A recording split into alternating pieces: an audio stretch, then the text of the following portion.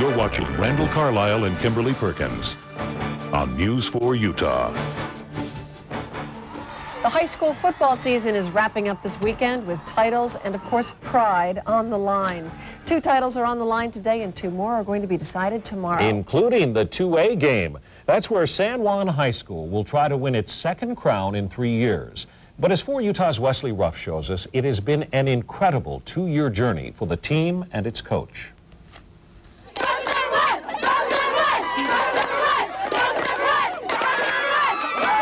The San Juan Broncos head into Saturday's title game with a 12-0 record, the only unbeaten team left in the state. They just find ways to win, you know, in tough games. It's been that way all year. But last year was different. Both the team and the coach went through some tough times. Burtenshaw has a nerve disease, and when he got a blister on the bottom of his foot, he couldn't feel it. It became infected, and that infection spread into the bones of his lower leg. Burtenshaw had to quit coaching while the doctors tried to save his leg.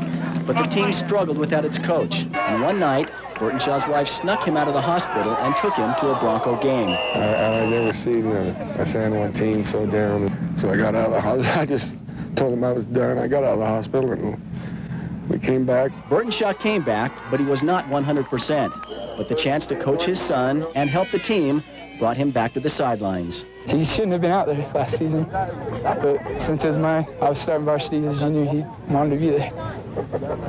It was tough. He shouldn't have been out there at all. He was so sick. After the Broncos were eliminated from the playoffs in '99, Burtenshaw turned his full attention to his leg and the reality of what lay ahead. When I finally realized that I was going to lose my leg, I just, you know, I didn't know whether I was going to be alive or not, really. I was that sick. I actually didn't think I was going to come out of the anesthetics. When I came out, I said, oh, crud, you know. And then I looked down, there's no leg.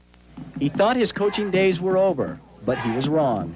I talked to my principal, you know, shortly before the surgery and told him, you know, this would probably be the end for me. And he says, no, he says, you'll have your prosthesis and you'll be back coaching next year. You just watch.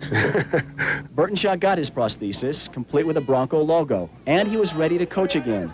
And in the summer, the other coaches in the state donated the money from the annual All-Star game to their colleague, Mr. Art Burtenshaw.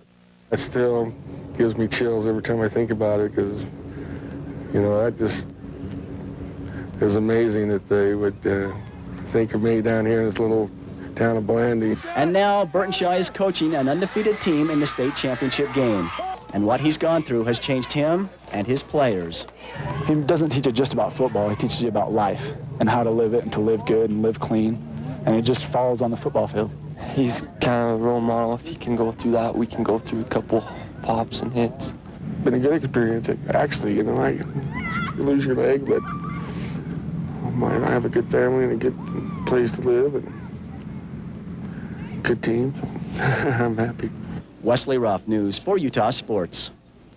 What a story. Coincidentally, the San Juan Broncos hit the field tomorrow against South Summit, and that's the same team they beat 2 years ago for the state championship. The emotional favorite has to be San Juan on that one.